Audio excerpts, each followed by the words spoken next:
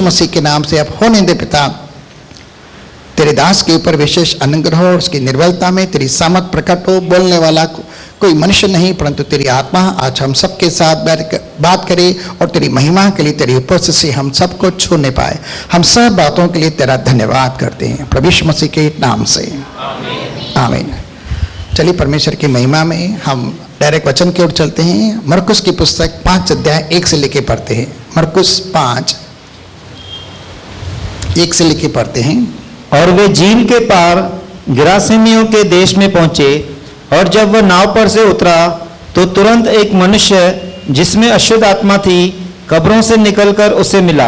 हाँ, वह कब्रों में रहा करता था और कोई उसे सांकलों से भी न बांध सकता था, क्योंकि वह बार बार बेड़ियों और सांकलों से बांधा गया था। और उसने सांकलों को तोड़ दिया और बेड़ियों के टुकड़े टुकड़े कर दिए थे, और कोई उसे वश में नहीं कर सकता था। वह लगातार रात दिन कब्रों और पहाड़ों में चिल्लाता और अपने को पत्थरों से घायल करता था। वह यीशु को दूर ही से देखकर दौड़ा और उससे प्रणाम किया और ऊंचे शब्द से चिल्लाकर कहा, हे यीशु, परम प्रधान परमेश्वर के पुत्र, मुझे तुझसे क्या कम? मैं तुझे परमेश्वर की शपथ देता हूँ कि मुझे पीड़ा न दे। क्योंकि उसने उससे कहा था, हे अशुद्ध आत्मा, इस मनुष्य में से निकल आ। उसने उससे पूछा, तेरा क्या नाम है? उसने उससे कहा, मेरा नाम सेना है, क्योंकि हम बहुत हैं। और उसने उससे बहुत विनती की, हमें इस देश से बाहर न भेज। वहाँ पहाड़ पर सूअरों का एक बड़ा झुंड चल रहा था, और उन्होंने उससे विनती करके कहा कि हमें उन सूअरों में भेज दे कि हम उनके भीतर जाएं। सो उसने उन्हें आज्ञा दी, और अशुद्ध आत्मा निकलकर सूअरों के भीतर बैठ गई, और झुंड जो कोई 2000 का था कराड़े पर से झपट कर झील में जा पड़ा और डूब मरा। हाँ, 2 मिनट के लिए आंखें बंद करेंगे। पवित्र पिता परमेश्वर, प्रभु यीशु मसीह के नाम से तेरे शब्द के ऊपर गवाही देने के लिए, तेरी आत्मा के सामर्थ को प्रकट होने के लिए तेरी पाक पवित्र उपस्थिति के द्वारा आज हम दुआ करते हैं। तेरे शब्द के द्वारा हर एक के जीवन के अंदर आज लाभ होने पाए। यीशु मसीह के नाम से दुआ करते हैं। तेरी दया, तेरी कृपा, तेरा महान अनुग्रह, तेरी पाक पवित्र आत्मा की हुजूरी में प्रभु यीशु मसीह के नाम से हम सबों के ऊपर होने पाए। हे पवित्र पिता, आज मसीह के नाम से जिसे तूने मृतकों में से जिला उठाया है, आज उसी की महिमा के लिए, फिर तेरी महिमा करने के लिए आज तेरे लोगों को छू ले प्रभु। तेरे वचन को भेजकर तेरे लोगों को न केवल चंगा कर, लेकिन जिन हालातों में है वहाँ से उन्हें छुटकारा दे और उन्हें आशीषित कर। सारा आदर, सारी महिमा सिर्फ तुझे देते हैं, यीशु मसीह के पवित्र और सामर्थी नाम से, आमीन। फिर से पढ़ते हैं मरकुस 5 अध्याय उसका 1 से लेके पढ़ते रहते हैं। और वे झील के पार गिरासेनियों के देश में पहुंचे। यहाँ पर यीशु मसीह एक नाव से होकर झील पार करते हुए अपने चेलों के साथ गिरसेनिया नगर के अंदर आ रहा है, ठीक है। और गिरसेनिया नगर, मैं उसके बारे में ज़्यादा नहीं करूँगा क्योंकि वो मेरा मुद्दा नहीं है। गिरसेन झील पार करके आ रहा है, लेकिन अगर मत्ती की पुस्तक के अंदर पढ़ेंगे तो उस नगर के अंदर जाने से पहले वहाँ पर झील में भारी भरकम तूफान उठा था, जहाँ पर उसने आंधी को भी थमाया, लहरों को भी शांत किया, जबकि चेले घबरा रहे थे। लेकिन जैसे ही वो झील के पार आया तो वहाँ पर लिखा गया मत्ती की पुस्तक के अंदर कि वह गिरसेनिया नगर के अंदर आए, और जैसे ही उस नगर के नाव से उतरकर वह झील के पार आए, किनारे पर उसने पैर रखे, वहाँ उन्हें एक मनुष्य मिला जिसके अंदर क्या थे? दुष्ट आत्मा थी। हालांकि फिर से पढ़ते हैं, और जब वह नाव पर से उतरा, जब यीशु मसीह अपने चेलों के साथ नाव पर से उतरा गिरसेनिया नगर के अंदर, तो तुरंत एक मनुष्य जिसमें अशुद्ध आत्मा थी, जिसके अंदर अशुद्ध आत्मा थी, उसने जान लिया कि इस नगर के अंदर कोई तो आया है। हम सब जानते हैं कि वह क्या है, लेकिन दुष्ट आत्माओं को भी पता है यीशु मसीह कौन है, और वे विश्वास करते हैं और थरथराते हैं। याकूब की पुस्तक 2 अध्याय के अंदर लिखा है कि आप विश्वास करते हो कि एक ही परमेश्वर है, दुष्ट आत्माएं भी विश्वास करते हैं एक ही परमेश्वर है, और वो थरथराती ही कांपती है। लेकिन यहाँ कुछ और हो रहा है, वो थरथराता हुआ कांपता हुआ यीशु मसीह के पास खुद आ रहा है, जबकि दुष्ट आत्मा से ग्रस्त लोग अक्सर देखते हैं यीशु मसीह के पास आते नहीं हैं। ठीक है, लेकिन जो लोग दुष्ट आत्माओं से, अशुद्ध आत्माओं से घिरे हुए रहते हैं, वे अक्सर यीशु मसीह से नफरत करते हैं, यीशु मसीह का विरोध करते हैं, यीशु मसीह के विरोध में बहुत उल्टी सीधी बातें कहते हैं। और जब कभी उन्हें यहाँ लाया जाता है तो दुष्ट आत्माएं उन्हें भगाए रहती हैं और दूर ले जाती हैं, क्योंकि उन्हें पता रहता है दुष्ट आत्माओं की अगर हम यीशु मसीह की संगति या सहभागिता में जाएंगे तो हमें मनुष्य के अंदर से निकलकर बयाबान स्थानों के अंदर जाना पड़ेगा, क्योंकि वो अपने सृजनहार को जानते हैं और उन्हें यह भी पता है कि यीशु मसीह कौन है। अब थोड़ा सा हम इसके अंदर ब्यौरा जानने की कोशिश करते हैं ताकि आप भी जान सको। और ये मुद्दा मैं आपके सामने क्यों रख रहा हूं, क्योंकि इसके पीछे भी एक कारण है। आपके लिए भी प्रार्थना होगी, इसलिए नहीं कि आपके अंदर कोई दुष्ट आत्मा हो आपके छुटकारे के लिए, लेकिन आपके जीवन के अंदर परमेश्वर कुछ करना चाहता है। ठीक है, जैसे ही यीशु मसीह को उसने देखा, वह यीशु मसीह के पास दौड़ता हुआ है, तुरंत उसके पास आया। आगे कब्रों से निकलकर उसे मिला। कब्रों पर, अब गिरसेनम नगर की एरिया कौन सी है? कब्रिस्तान वाली एरिया है जहां पर यह बंदा रहता है। आप समझ सकते हैं, अगर यह बंदा शादीशुदा होता या शादीशुदा न भी होता या घर गृहस्थी वाला न भी होता, लेकिन घर परिवार के अंदर माता पिता होंगे, परिवार तो होगा ही ना, ऐसे ही तो नहीं आया ना ऊपर से। लेकिन एक इंसान अपने घर परिवार को छोड़कर, अपने पति या पत्नी को छोड़कर, पत्नी को छोड़कर या बच्चों को छोड़कर या माता पिता को छोड़कर एक ऐसी एरिया के अंदर रहता है जो वीरान एरिया है। ठीक है, और कौन सी एरिया है? कब्रिस्तान वाली एरिया है। और जहां पर जब इंसान मर जाता है तो उसके मुर्दा शरीर को दफनाया जाता है, ऐसी एरिया के अंदर रहता है जहां पर इंसान सोचने के लिए भी डरता है। लेकिन यह बंदा उस एरिया के अंदर रहता है। ठीक है, और क्या होता है? वह कब्रों में रहा करता। पूरी सोसाइटी से यह इंसान कटा हुआ है, इसका जो संपर्क मनुष्य जाति से, समाज के साथ है, वो पूरी तरह से कट चुका है और कब्रों के अंदर रहा करता है। थोड़ा इसके ऊपर ध्यान करना, मैं जो आपको समझाने की कोशिश करता हूं, क्योंकि हमारे समाज के अंदर भी काफी सारे ऐसे लोग होते हैं जिनके अंदर दुष्ट आत्माएं होती हैं। कभी कभी हम उनके चाल चलन से, कभी कभी हम उनके बिहेवियर से, कभी कभी उनकी बातों से या उल्टी सीधी हरकतों करने के द्वारा हमें थोड़ा बहुत पता लग सकता है कि शायद इसके अंदर, मैंने कहा शायद इसके अंदर कुछ बुरी आत्मा हो। कभी कभी बीमारी के कारण भी होता है, लेकिन काफी सारी बीमारियां शैतान के कारण भी होती है, उसके विषय में हम आगे बढ़ेंगे। लेकिन किसी किसी के अंदर दुष्ट आत्मा भी रहती है। ठीक है, वह कब्रों के अंदर रहा करता था। आगे, और कोई उसे सांकलों से भी न बांध सकता था। कई बार कई सारे लोगों ने उसे बांधने की कोशिश की। कैसे? जंजीरों से और सांकलों से उसे बांधने की कोशिश की, लेकिन जब उसके ऊपर दुष्ट आत्माएं अटैक करती थी तो उसके अंदर इतनी ताकत आ जाती थी कि लोहे की जंजीरों को भी वह क्या करता था? टुकड़े टुकड़े कर देता था। अब टुकड़े टुकड़े का मतलब, एक जंजीर अगर दोनों हाथों में बंधी हो तो टूट जाए, लेकिन क्या करता था? उन जंजीरों को भी टुकड़े टुकड़े कर देता था। आप समझ सकते हैं उसके पास कितनी ताकत होगी। कभी कभी ऐसा होता है कि किन के अंदर जब वो दुष्ट आत्माएं होती हैं, उनके अंदर इतनी ताकत आ जाती है कि नॉर्मल इंसान से अधिक वह बल लगाने वाला बन जाता है। और हम समझ सकते हैं कि पॉसिबली उसके अंदर दुष्ट आत्मा हो। मैं बार बार कह रहा हूं, पॉसिबली हो। वो जंजीरों के टुकड़े टुकड़े कर देता है, चाहे उसके पैरों के अंदर या उसके हाथों के अंदर जंजीरें बांधी हैं, वो उसे टुकड़े टुकड़े कर देता है। क्योंकि वह बार बार बेड़ियों और सांकलों से बांधा गया था। हाँ। पर उसने सांकलों को तोड़ दिया। हाँ। और बेड़ियों के टुकड़े टुकड़े कर दिए थे। हाँ। और कोई उसे वश में नहीं कर सकता कोई था। भी मनुष्य वहां के एरिया के अंदर रहने वाले आसपास में उसे कंट्रोल करना चाहते थे, एक पिंजरे के अंदर या जेल खाने के अंदर या किसी कोठरी के अंदर बंद करना चाहते थे, लेकिन कोई उसे पकड़ नहीं सकता था, कोई उसे वश में नहीं कर सकता था। और वह लगातार भागते रहता था। आगे का शब्द पढ़ेंगे ना तो वो लिखा है कि भागते रहता था आगे, और कोई उसे पकड़ नहीं सकता था। कई बार पकड़ा गया, जंजीरों से जकड़ा गया, लेकिन जंजीरों को ही तोड़ दिया। अब उसके ऊपर कौन कंट्रोल करेगा? तो उस एरिया के अंदर उस मनुष्य के कारण थोड़ा डर और दहशत का माहौल भी बन गया था। ठीक है, आगे, वह लगातार रात दिन कब्रों और पहाड़ों में चिल्लाता। देखिए क्या लिखा है, रात और दिन, कभी रात के समय कभी दिन के समय कब्रों के अंदर, कभी पहाड़ों के ऊपर भाग जाता और क्या करता था? चिल्लाता था। क्या नॉर्मल इंसान अगर हो तो वो चिल्ला सकता है? नहीं। चिल्लाते कौन है? चिल्लाते कौन है? मेरी एरिया के अंदर चिकन मार्केट है करके तो रात को 1:30 या 2 बजे बैठे ना 8-10 कुत्ते बैठते हैं ऊ करके चलाते हैं।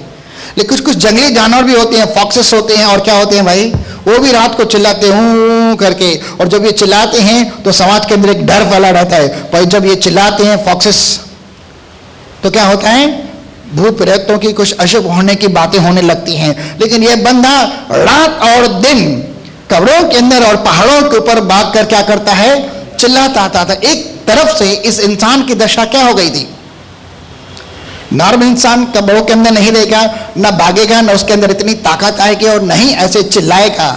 चिल्लाने वाले कौन हो जाते हैं, जैसे पशु, ठीक है, जैसे जानवर। तो इसकी शैतान ने, दुष्ट आत्माओं ने इसकी क्या हालत कर दी थी, जैसे दुष्ट आत्माओं ने इन्हें एक जानवर का सा जीवन दे दिया था, ऐसे जानवर बना दिया था। इसकी हालत ऐसी हो गई थी, ठीक है। और वह रात दिन जोर जोर से चिल्लाता है और इतनी ताकत आ रही है कि उसे कोई कंट्रोल में नहीं कर पा रहा है। आगे, और अपने को पत्थरों से घायल करता था। और क्या कर रहा था, नॉर्मल इंसान हर एक अपने शरीर से प्यार करता है, कोई अपने शरीर से बैर नहीं करता। अपने शरीर के ऊपर कुछ बुरा भी हो जाता है तो उसे ठीक करने के लिए, उसका इलाज करने के लिए डॉक्टरों की मदद लेता है, दवा गोली की मदद लेता है ताकि मेरा शरीर स्वस्थ रहे। लेकिन कोई अपने आप को नॉर्मल रीति से मारता नहीं है, लेकिन यह क्या करता है, पत्थर लेकर अपने आप को घायल करता है। एक छोटी सी सुई भी लग जाती है भाई शरीर के अंदर तो अम्मा बाबा निकल आ जाते हैं, हम रोना धोना चालू कर देते हैं। डॉक्टर अगर हमें नॉर्मल रीति से ठीक करने के लिए इंजेक्शन भी मारता है तो हम डॉक्टर को क्या बोलते हैं, भाई आस्ते माना यार, बहुत दर्द होता है सुई लगने से। कभी ग्लूकोज लगाते हैं तो भी उसे बोला भाई सुई आस्ते चुभाना। भाई पता है डॉक्टर को भी, हमारा शरीर है बहुत नाजुक है, हम हड्डी मांस से बने हैं, हमारे अंदर संवेदनशीलता है, हमारे अंदर भावनाएं हैं, हमें दर्द पीड़ा होते हैं, और उन्हें पता है बीमारी के अंदर इंसान और भी थोड़ा डर और घबराहट के अंदर आ जाता है। लेकिन ये बंदा पत्थर उठाकर अपने आप को मारता है। अब पत्थर उठाकर मारेगा तो क्या होगा, खून भी बहेगा करके, जख्म भी हो जाएंगे। तो समझ सकते हैं उसके सर की, उनकी बालों की, उनकी मुंह की क्या हालत हो गई रहेगी। और नॉर्मल रीति से इंसान के समान तो बिल्कुल दिखता नहीं होगा, क्योंकि वो कपड़े तक नहीं पहनता था, ठीक है, उसके शरीर के ऊपर कपड़े तक नहीं रहते थे। हमारे समाज के अंदर काफी सारे ऐसे लोग हैं जो ऐसी दशाओं के अंदर रहते हैं।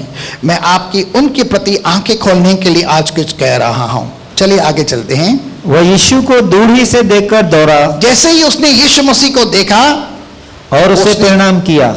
हालांकि दुष्ट आत्माएं उसके अंदर हैं, वो विरोध करती हैं यीशु मसीह का, उसके निकट आना नहीं चाहती है, लेकिन ये उसके पास आ रहे हैं। यहाँ पर सबसे बड़ी महत्वपूर्ण बात थी, मैं भी इस बात के विषय में सोच रहा था, दुष्ट आत्माएं तो प्रभु तुझे देकर भागती हैं, लेकिन ये तेरे पास क्यों आ रहा है, क्योंकि वो अपने सृजनहार को समझ गए कि वो आया है, हम इससे दूर कहीं नहीं जा सकते। अभी भाई कुमार तोलानी जी ने भी कहा, और आते आते प्रार्थना के अंदर पहला शब्द मेरे मुंह से भी वजह से 139 का निकला कि दुष्ट आत्माएं भी कहीं पर भी भाग जाएं, वो परमेश्वर की उपस्थिति से दूर नहीं जा सकती, कहीं पर भी वो छिप नहीं सकती।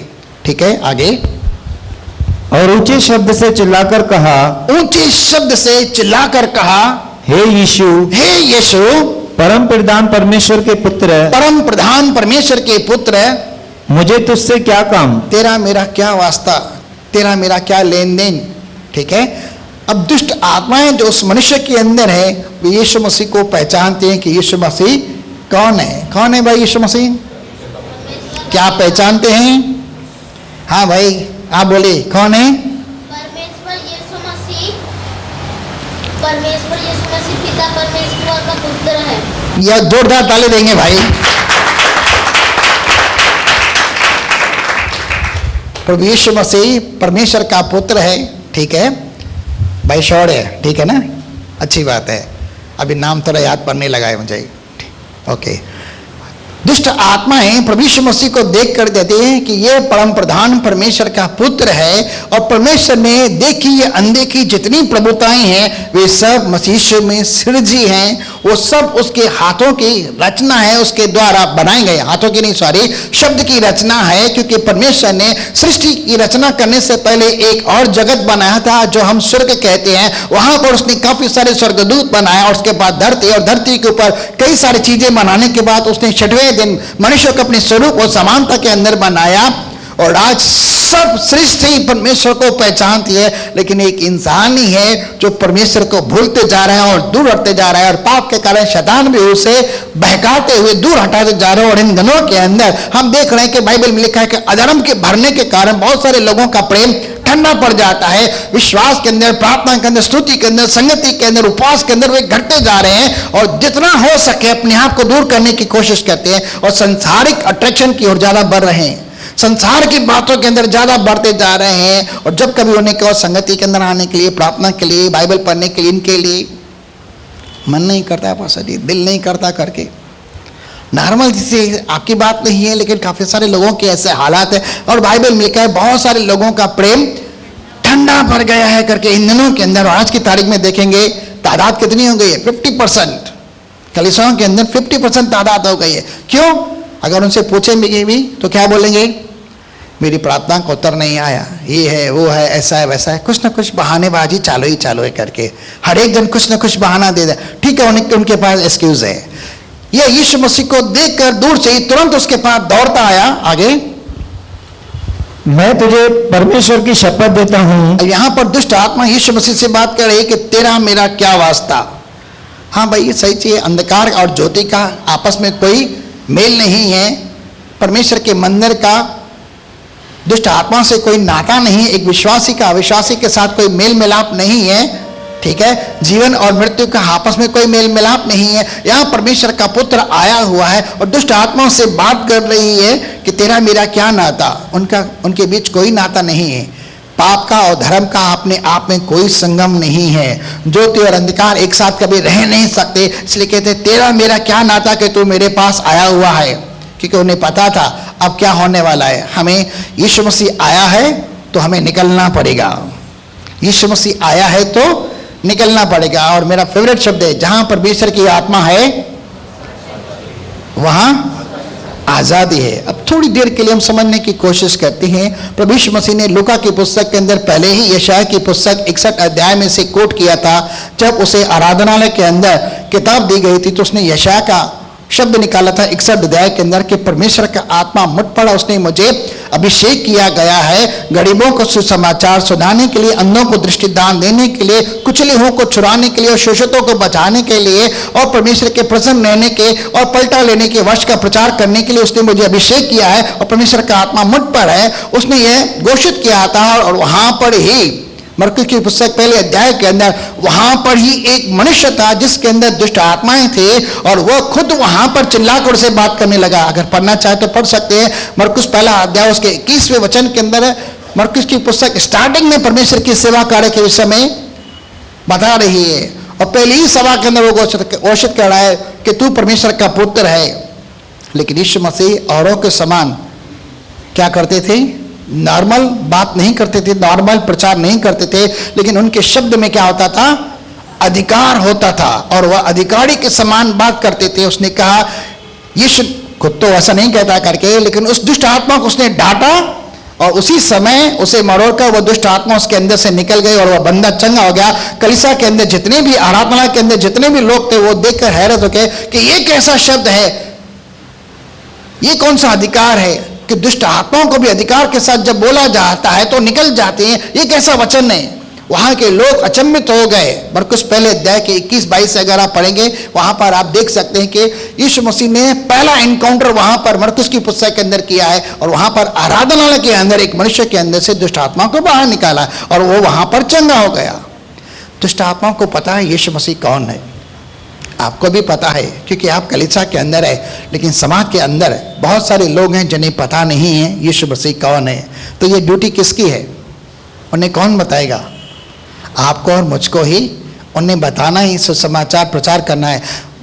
सभा के बाद भाई दिलीप आपको थोड़ा बहुत बताएंगे कि बहुत सारे पीछे ट्रैक्स पड़े हुए हैं, ठीक है, जो कलीसिया हर साल छपवाती है। क्यों छपवाती है? कबाट के अंदर रखने के लिए नहीं, बारिश आए सड़ जाए फिर हम कचरे में फेंक दें इसके लिए नहीं। इनके अंदर बहुत मेहनत की जाती है, बहुत सारा खर्चा किया जाता है ताकि आप इनका उपयोग करें और ऐसे लोगों तक वो ट्रैक्स पहुंचाएं। इन ट्रैक्स को देने के द्वारा क्या हो? लोगों तक सुसमाचार जाए, वो जान सके कि यीशु मसीह कौन है, और यीशु मसीह को जानने से ही यूहन्ना 17:3 के अंदर लिखा गया परमेश्वर को जाना और यीशु मसीह को पहचाना ही अनंत जीवन है। उन्हें उद्धार मिले, उन्हें जीवन मिले, वो सच्चे परमेश्वर को जाने। सभा के बाद जाने से, सभा जब पूरी होगी जाने से पहले आप उस ट्रैक्स को लीजिए। आप जितनी बांट सकते हैं अपने अड़ोस पड़ोस के अंदर, अपने रिश्तेदारों के अंदर, अपने मित्र गणों के अंदर जाकर आप बांटिए। बिंदा डरने की कोई बात नहीं है। हम अंतिम दिनों के अंदर जी रहे हैं। हो सकता है उनमें से कोई एक आध बच जाए, और एक आत्मा का बचाया जाना सारी सृष्टि से मूल्यवान है। और यह सौभाग्य आपका होगा कि आप उसके प्रति स्वर्ग में भी मुकुट को पाएंगे। एक आत्मा को बचाने के लिए हो सकता है किसी ने मुझे भी दिया था, मैं भी बच गया। आज पास्टर हूं, 23 साल हो गए। मैं उसका धन्यवाद करता हूं जिन्होंने सरेंडर प्रेयर भी कराई। तो आपके द्वारा हो सकता है कल की तारीख में कौन क्या हो सकता है, ठीक है, लेकिन एक आत्मा भी बच गई तो आपको सौभाग्य है। कितने लोग कितने लोगों को बचाएंगे और कितने सारे ट्रैक्स लेंगे। एक ही भाई का हाथ है, यहां दूसरी बहन का हाथ है, 2 भाई आप सबके लिए है। ये काम मेरा नहीं है, मैं यहां पर तो करता ही रहता हूं सुसमाचार प्रचार, लेकिन आपका और मेरा सबका ये कर्तव्य है, कर्तव्य धर्म है कि हम सबों को सुसमाचार प्रचार करें, ठीक है। और क्या प्रचार करना है? सिंपल तो है, यीशु मसीह परमेश्वर का पुत्र है, वो हम सबसे प्यार करता है और कुछ भी नहीं। इतना तो बोल सकते हैं ना? बोलेंगे? आज से आज परमेश्वर को वादा कर लो, आज से मैं सबको ऐसा बोलते रहूंगा। कोई भी मिलेगा प्रभु यीशु मसीह परमेश्वर का पुत्र, वो आपसे प्यार करता है। वचन अपने आप उसके जीवन के अंदर कार्य करेगा। आमीन। चलिए आगे बढ़ते हैं। मैं तुझे परमेश्वर की शपथ देता हूं कि मुझे पीड़ा न दे, मुझे पीड़ा न दे। और क्या यीशु मसीह क्या उसे हंटर मार रहा था क्या? पहले ही उसकी हालत ऐसी थी, ठीक है, और यीशु मसीह सिर्फ उसे डांट रहा था, हे अशुद्ध आत्मा इस मनुष्य में से निकल जा। उसने पहले से ही बोला, लेकिन उसने कहा हे यीशु परम प्रधान परमेश्वर के पुत्र, मैं जानती हूं कि तू कौन है, लेकिन मुझे पीड़ा न दे, मेरा तेरे साथ क्या साझा। आगे, क्योंकि उसने उससे कहा था हे अशुद्ध आत्मा इस मनुष्य में से निकला। इस मनुष्य में से निकला। वो अधिकार के साथ अपने शब्द को बोलता है, क्योंकि उसके ऊपर परमेश्वर की आत्मा है, उसके ऊपर परमेश्वर की आत्मा का अभिषेक है, और वह परमेश्वर का पुत्र है, खुद परमेश्वर है। वो आज्ञा देता है, उसकी आज्ञा का विरोध कौन कर सकता है? कोई भी नहीं। लेकिन अशुद्ध आत्मा ने कहा मुझे पीड़ा मत दे। शब्द जब हम बोलते हैं तो एक तलवार की नहीं चुभता है, और गांठ गांठ कूते कूते मन की बातों और आत्मा की बातों को हर पार शेद कर अलग करता है, क्योंकि परमेश्वर का वचन जीवित और प्रबल है। जैसे ही वो आत्मा में शब्द बोलता है, दुष्ट आत्मा को अंदर पीड़ा हो रही है, और वो बोल रहे मुझे पीड़ा मत दे। आगे, उसमें शब्द बोलते हैं अपने लिए या औरों के लिए, आपको पता नहीं वो शब्द कैसे कार्य करता है, लेकिन शब्द के अंदर ताकत है। जिस इच्छा से, जिस नमूने से भेजा जाता है, वो परमेश्वर की इच्छा को पूरा करता है। यशायाह 55:10-11 के अंदर लिखा है। आगे, उसने उससे पूछा तेरा क्या नाम है? तेरा क्या नाम है? क्या दुष्ट आत्माओं के नाम होते हैं? अरे कई बार मुझे भी जब दुष्ट आत्माओं के साथ इनकाउंटर होता है तो बताते हैं मैं ये हूं, मैं वो हूं, मैं वो। कभी कभी तो मनुष्य के भी नाम ले लेते हैं, लेकिन परमेश्वर का धन्यवाद हो, उसने अपना नाम बताया। और क्या नाम बताया? उसने उससे कहा मेरा नाम सेना है। मेरा नाम, आप नहीं बोलना भाई, लेकिन आप सेनाओं के परमेश्वर की सेना है, ठीक है। बोलिए बोलिए, मैं सेनाओं के परमेश्वर की सेना हूं, राजाओं के राजा का मैं पुत्र हूं, ठीक है ना। आप भाई परमेश्वर के बेटे बेटियां हैं, ठीक है। ये हमारे लिए सबसे बड़ी सौभाग्य की बात है कि परमेश्वर हमें सेना कहता है, ठीक है। एक अकेले के अंदर भी वो इतनी ताकत देता है जो हमारे अंदर है, हमारे बाहर वाले से अधिक शक्तिशाली है। और बाहर कौन है? बाहर कौन है?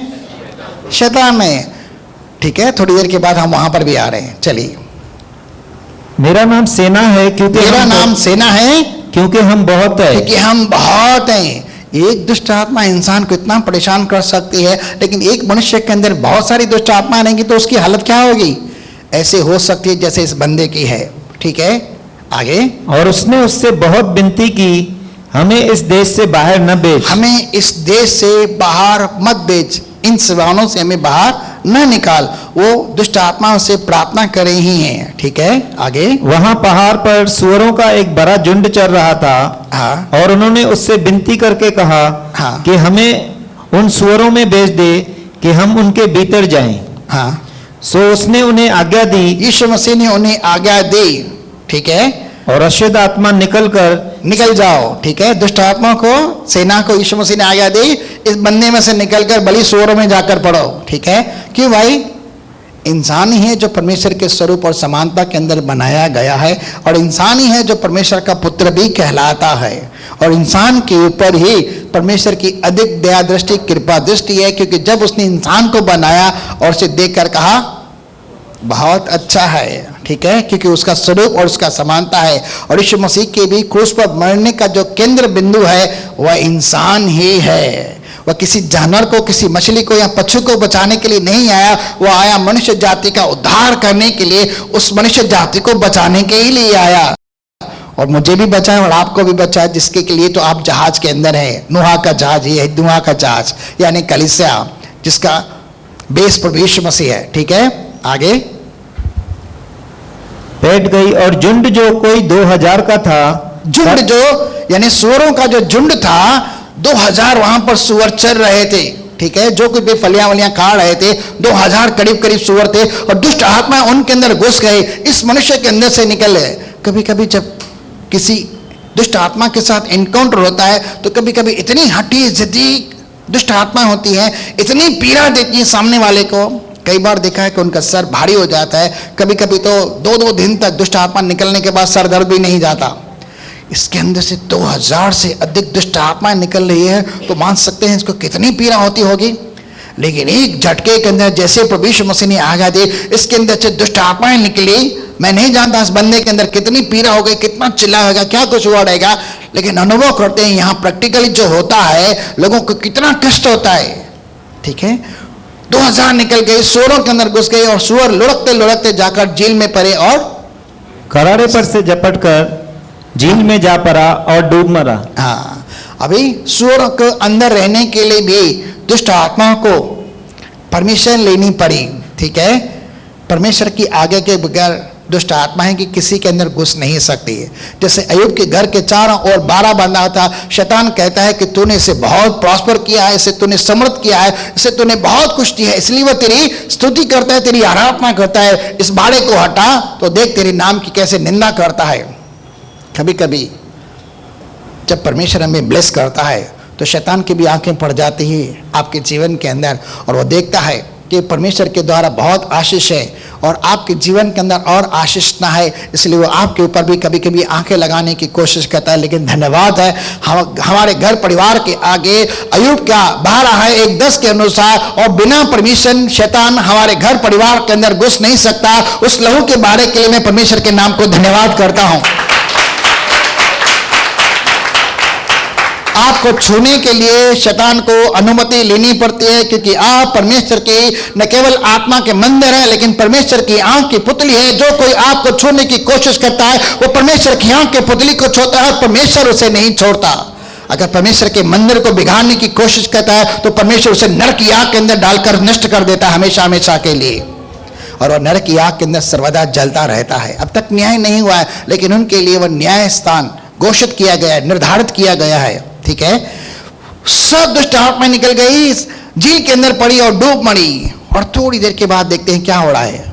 हाँ, और उनके चरवाहों ने भागकर नगर और गांव में समाचार सुनाया। यहाँ एक ट्रेजेडी है, पहले मैं नहीं समझ सकता, लेकिन यहाँ थोड़ी मैं ट्रेजेडी देख रहा हूँ। उनके चरवाहों ने भागकर नगर और गांव में जाकर सुसमाचार सुनाया कि क्या कुछ हो गया, 2000 सूअर कैसे मर गए। उन्होंने अपनी आंखों से देखा कि एक अकेला यीशु मसीह इस मनुष्य को, जैसे हम में से समाज के अंदर में से कोई इंसान बस में नहीं करता, जो उसकी हालत ऐसी है करके, और वह इस समय क्या है, उसके अंदर से दुष्ट आत्माएं निकल गई और सब कुछ ठीक हो गया करके, क्योंकि वो अपनी आंखों से देख रहे थे उस बंदे को, और उस बंदे का भी विवरण लिखा हुआ है कि वह कैसा है। चरवाहों ने भागकर गांव में गए, नगरों के अंदर गए, और सबको जाकर ये हाल चल सुनाया कि यीशु मसीह ने इस बंदे के साथ क्या किया जिसके अंदर सेना समाई हुई थी। आगे, और जो हुआ था लोग उसे देखने आए, हाँ। और यीशु के पास आकर वे उसको, जिसमें दुष्ट आत्माएं थी, उस मनुष्य को जिसके अंदर दुष्ट आत्माएं थी, उस मनुष्य को देखा। कैसी हालत में दिखाएं? अर्थात जिसमें सेना समाई थी, हाँ। कपड़े पहने और कपड़े पहने, लेकिन पहले क्या था, नंगा था, लेकिन अब क्या है, कपड़े पहने हुए और सचेत बैठे सचेत, यानी बिल्कुल भी इंग्लिश में लिखा है राइट माइंड, वो बिल्कुल भी राइट माइंड के अंदर था, बिल्कुल भी सचेत जागरूक एक नॉर्मल इंसान था। और वह किसी प्रकार का कुव्यवहार नहीं कर रहा था, गलत व्यवहार नहीं कर रहा था, लेकिन एकदम शांत खड़ा हुआ था। क्यों?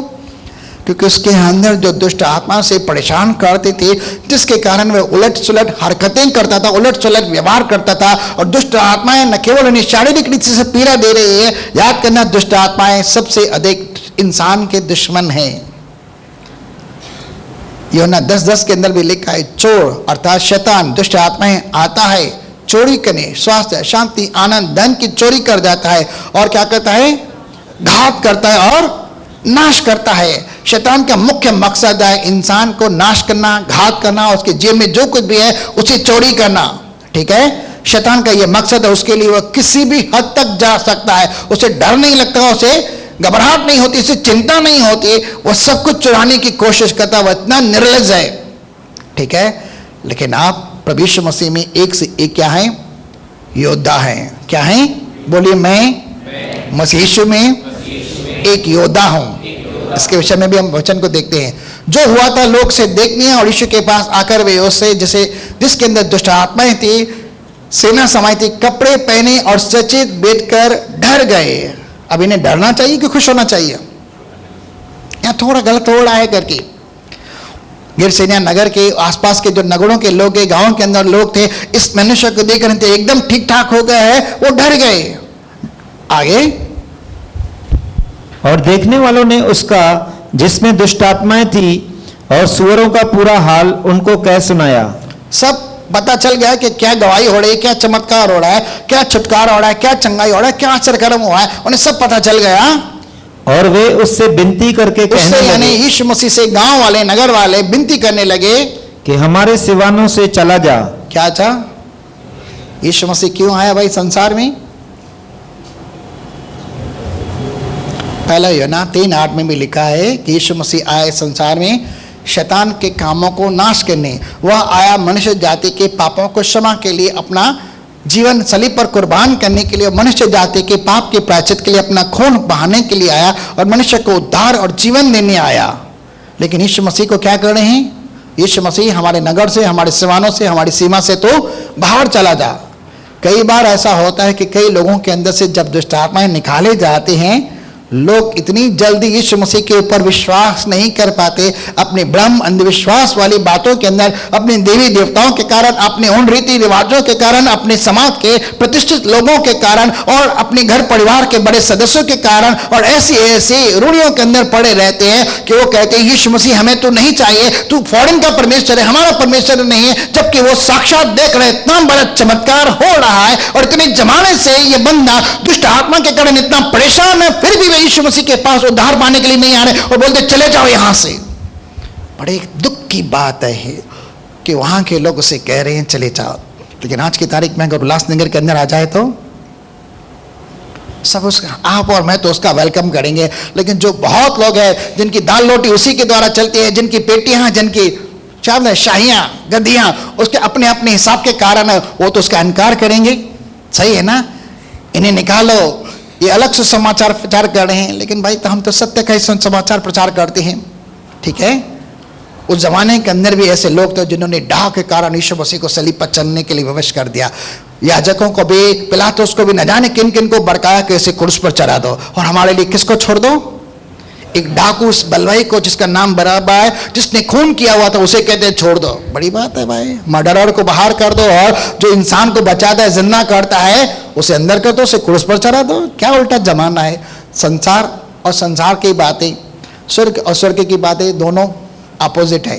ठीक है, वे उससे विनती करके कहने लगे कि हमारी एरिया से तू चला जा।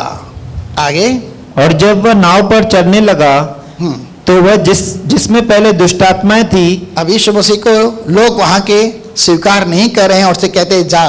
तो यीशु मसीह वहां से जा रहा है, कहता है भाई मैं तो आया हूं तुम सबको उद्धार देने के लिए, मैं तो आया हूं तुम सबके पापों की क्षमा के लिए, अपने आप को बलिदान करने के लिए। अगर तुम मुझे स्वीकार करोगे तो तुम्हें जीवन और अनंत काल का जीवन मिलेगा, लेकिन तुम स्वीकार करना नहीं चाहते तो मैं वापस जा रहा हूं। और वह वापस मुड़ने लगा, वापस नाव के अंदर चढ़ने के लिए, लेकिन यह बंदा उसके पास आ रहा है। उससे विनती करने लगा। अब यह बंदा विनती कर रहा है, ठीक है, जो पहले विनती कर रहा था लेकिन यह विनती नहीं कर रहा था। कौन विनती कर रहा था? पहले दुष्ट आत्माएं विनती कर रही थी, हे परम प्रधान परमेश्वर के पुत्र, तेरा मेरा क्या वास्ता, तू हमें पीड़ा न दे, हमें इससे निकाल, अगर तू हमें निकालना चाहता तो हमें सूरों के अंदर भेजे। पहले दुष्ट आत्माएं विनती करे, लेकिन ये आप अपने आपे में आया, ये समझ रहा है कि ये अगर मेरे साथ रहेगा तो ये दुष्ट आत्माएं मुझे सताने नहीं पाएंगे, मुझे परेशान नहीं करे, क्योंकि मैंने इतने सालों से इस एरिया के अंदर जो जीवन देखा है, जो दुख सताव देखा है, इससे सिर्फ यही बचा सकता है। इसलिए वो उससे क्या कह रहा है कि मुझे अपने साथ रहने दे, मुझे अपने साथ रहने दे। और कई सारे, मैं मेरा अनुभव बताता हूँ, 3,500 से ज्यादा लोगों के अंदर से दुष्ट आत्माएं निकाली, लेकिन उसमें से 35 भी यहाँ नहीं है। मुझे बहुत दुख होता है, 35 भी यहाँ पर नहीं है, सबके सब चले जाते हैं। लेकिन यह बंदा अच्छा है कि वो कहता है कि मुझे तेरे साथ रहने दे, क्योंकि तेरे साथ रहूंगा तो मैं सुरक्षित भी रहूंगा, तेरे साथ रहूंगा तो मैं फलवंत भी होऊंगा, तेरे साथ रहूंगा तो मेरे जीवन के अंदर शांति आनंद होगे, मैं अपने घर परिवार को भी देख सकूंगा, अपने आप को भी प्यार कर सकूंगा, सच्चे परमेश्वर को भी जानूंगा और तेरी राहों पर चलता रहूंगा, मुझे तेरे साथ रहने दे। लेकिन काफी सारे लोग क्या होते हैं, हमें अपने समाज के अंदर जाने दे, लेकिन उनका क्या होता है, चलिए आगे देखते हैं। परंतु उसने उसे आज्ञा न दी हाँ। और उससे कहा, अपने घर जाकर अपने लोगों को बता। अपने घर जा और अपने लोगों को एक गवाही के तौर के तेरे साथ क्या हुआ है जाकर बता, कि तुझ पर दया करके प्रभु ने तेरे लिए कैसे बड़े काम किए हैं। कैसे बड़े बड़े काम किए हैं परमेश्वर ने तेरे ऊपर दया करके। यह सब कुछ जो होता है परमेश्वर की दया के आधार पर होता है, परमेश्वर की दया के ऊपर निर्भर है। जिस पर वह दया करता है उस पर दया होती है, जिस पर वह कृपा करता है उस पर कृपा करती है, और जिसे वो कठोर करना चाहे तो उसे कठोर भी करता है। ठीक है, तो परमेश्वर ने तेरे ऊपर दया की है, इसलिए जाकर सबको बता। अब यह बंदा क्या करता है, इसे यीशु मसीह क्या आज्ञा देता है, अपने घर जा, अपने गांव के लोगों को जाकर मेरे बारे में बता कि परमेश्वर ने तेरे ऊपर दया करके कैसे बड़े काम किए हैं। अब यह बंदा अगर नगर में जाएगा तो क्या करेगा, पहले तो अगर जाएगा तो लोग डरेंगे, अरे वापस आएगा, लेकिन हाने तक कपड़ा पाता अगे तो बिना कपड़े जो हो, पहले तो बिना कपड़े के था, लेकिन अब कपड़े के अंदर है और नॉर्मल रीति से इंसान के साथ बात कर रहा है। ये बिल्कुल थोड़ा बहुत नॉर्मल हो गया है, ठीक है, और लोग उसे अपने घर के अंदर ले रहे हैं, अपने नगर के अंदर ले रहे हैं, और क्या बात कर रहा है, वह सिंपल से समाचार ही प्रचार कर रहा है। यीशु नामक एक मनुष्य आया और मेरे अंदर जितनी भी दुष्ट आत्माएं थी जो मुझे भी पीड़ित करती थी, आपको भी डराती थी, दहशत फैलाती थी, उसने मुझे छुटकारा दिया। अब मैं बिल्कुल भी ठीक हूँ, अपने होश हवास में हूँ, अब बिल्कुल भला चंगा हूँ। अब देखो मैं नॉर्मल रीति से व्यवहार कर रहा हूँ, मैं मानता हूँ यही परमेश्वर का पुत्र है प्रभु यीशु मसीह। वह जाकर डिकापोलिस नामक एरिया के अंदर जहां वह रहता था वहां पर जाकर यह प्रचार करता है। और आज की तारीख में ये बंदा ऐसे काम कर रहा है, ये बंदा ऐसे काम कर रहा है। आपको और मुझको भी तो यही काम करना है ना।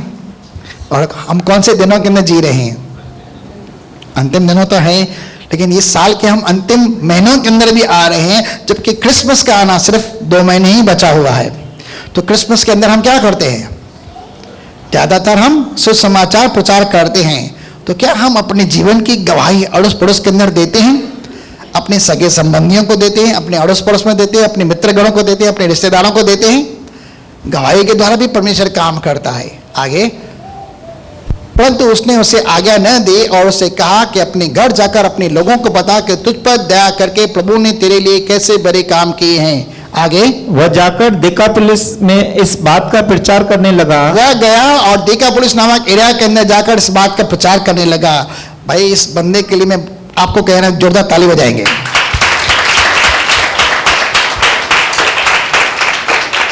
भले ये बंदा इतना यीशु मसीह को नहीं जानता है, लेकिन यीशु मसीह की आज्ञा का जरूर पालन कर रहा है और अपने घर गया, लेकिन अब उसके अंदर डर नहीं है, घबराहट नहीं है, लेकिन ये एक जीवित गवाही लेकर अपने घर में जा रहा है और सबको बता रहा है कि यीशु मसीह ने मेरे लिए कैसे बड़े काम किए। और सब लोग क्या करते थे, ठीक है, पढ़िए क्या कर रहे हैं, हाँ यीशु मसीह तो जहाँ ये करो दुष्ट आत्माओं कड़ी चली तो यार मुझे पास में भी कोई होना चाहिए, उनके भी ठेलो ना।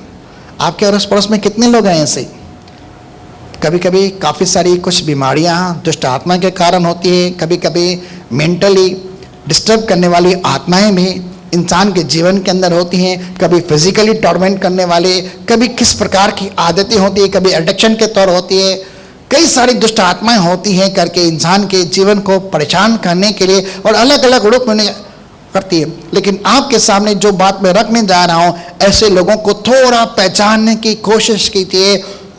उनको आपकी नहीं लेकिन आपके द्वारा यीशु मसीह की सहायता की जरूरत है। आप उन्हें कलीसिया के अंदर यीशु मसीह के पास ले आ सकते हैं और यीशु मसीह ही उन्हें ठीक कर सकता है। मत्ती की पुस्तक 17 अध्याय के अंदर जब हम देख रहे हैं कि एक बंदा जिसका इकलौता पुत्र है प्रभु यीशु मसीह के चेलों के पास ले आया और चेले उस बच्चे को ठीक न कर सके।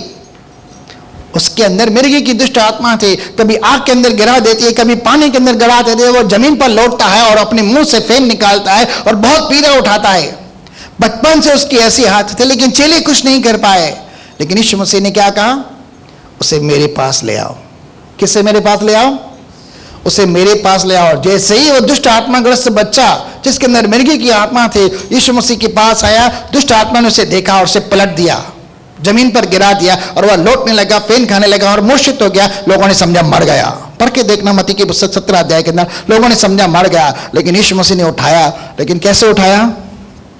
उसके अंदर दुष्ट आत्मा नहीं थी, वह बिल्कुल भी छुटकारा पा चुका था, बिल्कुल भी भला चंगा हो चुका, जबकि उसकी अवस्था बचपन से ऐसी थी और वह मिर्गी की दुष्ट आत्मा से आजाद हुआ था। ऐसे बच्चे आपके अड़ोस पड़ोस के अंदर हो सकते हैं, ऐसे कई सारे लोग हो सकते हैं। परमेश्वर आपको भेजता है और कहता है मुझे इसकी आवश्यकता है, मुझे इसका प्रयोजन है, इसे मेरे पास ले आओ। आप कुछ नहीं कर सकते, मैं कुछ नहीं कर सकता, जो करेगा प्रभु यीशु मसीह करेगा, क्योंकि छुटकारा उद्धार सिर्फ उसके नाम में है। क्या हमें और कोई नाम दिया गया है? किसके द्वारा उद्धार? चलिए प्रेरितों की पुस्तक 4:12 पढ़ लेते हैं।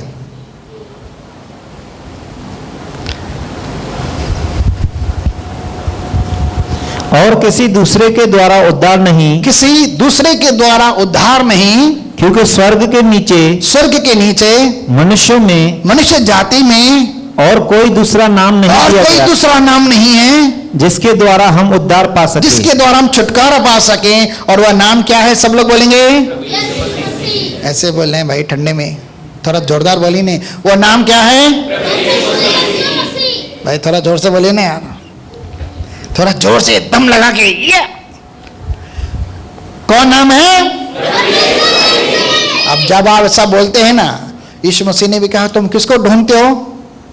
गतसमनी बाग के अंदर जब यहूदा इस्करियोती उसके पास आया और बड़ी सेना उसके साथ ही, मशाले लेकर, जंजीरें लेकर, लाठियां लेकर आए और यीशु मसीह ने यूहन्ना की पुस्तक के अंदर पूछा कि तुम किसको ढूंढते हो? उसने कहा यीशु नासरी को।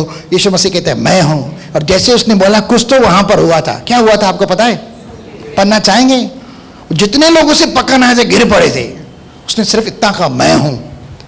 उसने कहा भाई किसको ढूंढ रहे हो? उसने कहा यीशु नासरी को। तो बोला अगर मुझे ढूंढने हो तो इन सबको जाने दो, क्योंकि उनके विषय में लिखा है कि मैंने किसी भी भेड़ को खोने न दिया, जिसे परमेश्वर ने मुझे दिया उनमें से किसी को न खोया। ठीक है, आप जब यीशु मसीह का नाम बोलते हैं तो क्या होता है? आत्मिक जगत के अंदर शैतान हिल जाता है, दुष्ट आत्माएं गिरने लगती है। लेकिन आप कभी कभी तो शर्माते हुए हैं नाम लेने से। आपको बिंदास नाम लेना है, तभी तो यरीहो की दीवारें गिरेंगी भाई। क्या एक दिन में यरीहो की दीवार गिरी? कितने दिन में? 7वें दिन जब 7 बार उन्होंने जोरदार जय जयकार की करके क्या होगा? जब गिदोन ने कैसा किया था? गिदोन की तलवार, परमेश्वर की तलवार जैसे जय जयकार करके मटके तोड़े थे तो क्या हुआ था? गड़बड़ आ गई थी भाई। वहां पर जितने सारे मिद्यानी थे एक दूसरे को मार गिराया था।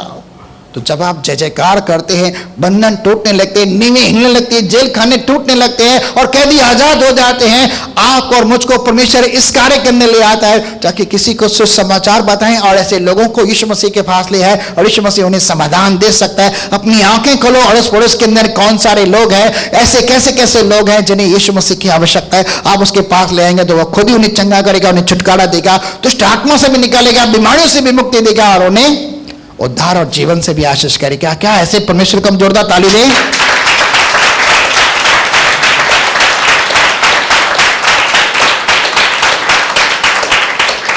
चलिए मेरा समय पूरा हो रहा है, लेकिन हम नेक्स्ट मीटिंग के अंदर और आगे बढ़ेंगे। अभी दुष्ट आत्माओं का टॉपिक नहीं था, ठीक है, लेकिन प्रार्थना की जरूर आवश्यकता है।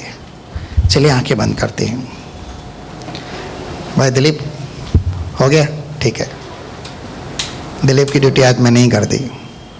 चलिए आंखें बंद करते। परम पिता परमेश्वर प्रभु यीशु मसीह के नाम से दिल से हम आपका धन्यवाद करते हैं। सारा आदर सारी महिमा तुझे देते हैं पवित्र पिता, क्योंकि आप सर्वशक्तिमान परमेश्वर हो और सत्य में अपनी पवित्रता के कारण इस संसार के सभी ईश्वरों से, सभी देवी देवताओं से आप सामर्थी परमेश्वर हो, सबसे ऊंचे पे विराजमान रहने वाले हो और सभी दुष्ट आत्माएं आप ही के आगे झुकती हैं और आप ही के नाम का अंगीकार करती हैं कि आप प्रभु और परमेश्वर हो। तो हे पवित्र पिता, इस समय हमारी आंखों को खोल पिता, ताकि हम उन लोगों तक पहुंच सके जो इसी तरह से न जाने किन किन प्रकार के जादू टोनों के अंदर, तंत्र मंत्र के ज्ञान के अंदर, दुष्ट आत्माओं के शिकंजे के अंदर लोग पड़े हुए हैं और फंसे हुए हैं पिता। न जाने किन किन बीमारियों के अंदर जो शारीरिक रीति से उन्हें परेशान करते हैं, न जाने किन किन मानसिक बीमारियों के अंदर लोग उन्हें मेंटली टॉर्चर करते रहते, दुष्ट आत्मा उन्हें टॉर्चर कर लेते हैं और न जाने किन किन बातों के अंदर वे ग्रस्त रहते हैं। प्रार्थना करते हैं कि पिता प्रभु यीशु मसीह के नाम से तेरी आज पवित्र आत्मा का डिसर्निंग वरदान हमें देकर उनके प्रति दया, तरस, करुणा और प्रेम को बरतक उन तक ले जाने में हमारी सहायता कर, क्योंकि सत्य में आपको ऐसे लोगों की आवश्यकता है और क्योंकि आप उन सब का उद्धार करना चाहते हैं प्रभु, हमारे लिए मार्ग तैयार करके हम उनके तक पहुंच सके और ऐसे लोगों को तेरे पास ले आकर प्रभु अचंभे के काम देख सके और उनके उद्धार के निमित्त तेरी ताकत को देख सके। हम विश्वास करते हैं कि पिता आप ही सच्चे और जिंदा खुदा है और आप ही हम सब के पापों की क्षमा के लिए मरे, स्वर्ग में उठाए गए और हमें लेने के लिए बादलों पर आने वाले हैं। प्रभु तेरे ही नाम से हमारे पाप माफ हुए हैं, तेरे ही लहू में हम धुलकर शुद्ध हुए हैं। तो प्रार्थना करते हैं कि पिता ऐसे लोगों के लिए भी मेरे खुदा जो दुर्दशाओं के अंदर है, जो वीरानों के अंदर रहते हैं, कब्रों के अंदर रहते हैं, अपने आप को घायल करते रहते हैं, मारते रहते हैं, चीखते चिल्लाते रहते हैं, निर्वस्त्र रहते हैं और जिनके अंदर कभी कभी जितनी ताकत आ जाती है कि वो जंजीरों तक को भी तोड़ देते हैं। प्रभु ऐसे लोगों तक जाने में प्रभु हमारी सहायता कर और हमारे अंदर से उनके प्रति जो डर है, जो घबराहट है, दूर हटाओ, क्योंकि जो हमारे अंदर है उस बाहर वाले से शक्तिशाली है। प्रभु यीशु मसीह के नाम से हमें पवित्र आत्मा के द्वारा साहस दे, सामर्थ है, ताकि ऐसे लोगों के उद्धार के लिए हम कुछ सहायक बन सके और तेरे नाम से उनके जीवन में उद्धार आए। हम सारी बातों के लिए तेरा दिल से धन्यवाद करते हैं कि हमें निर्भयता की आत्मा से भरकर यह एक बोझ दे पिता, एक पैशन दे, एक लगन दे, एक दुन दे और इस कार्य को पूरा करने के लिए तू हमारे अंदर सहायता और मदद कर प्रभु, क्योंकि तू शीघ्र आने वाला है अपने लोगों को लेने के लिए। और प्रार्थना करते हैं मसीह यीशु के नाम से, इससे पहले तू आए, अगर एक आत्मा को भी हम बचा सके तो पिता हमें स्वर्ग के अंदर आनंद भी मिलेगा और मुकुट भी मिलेगा।